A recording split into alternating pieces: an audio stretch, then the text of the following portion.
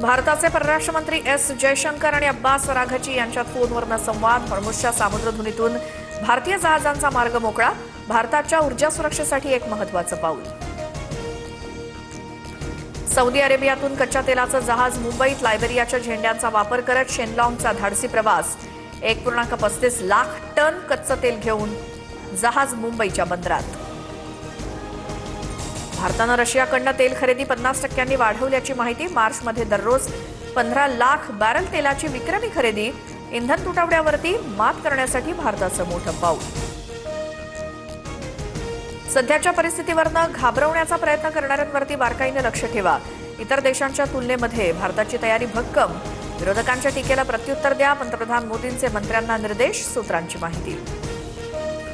Gas टंचाईच्या मुद्द्यावरनं संसद परिसरात विरोधकांचं आंदोलन. सिलेंडर आणि चूल मांडून आंदोलन.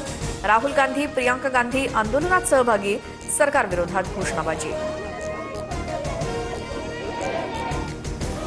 मुंबईत इंधन टंचाईच्या पार्श्वभूमीवर सरकार सतर्क. पंचतारांकित सप्ततारांकित हॉटेल्सना गॅस वापर 20% कमी करण्याच्या सूचना. हॉटेल व्यवस्थापनाकडूनही तातडीनं उपाययोजना सुरू.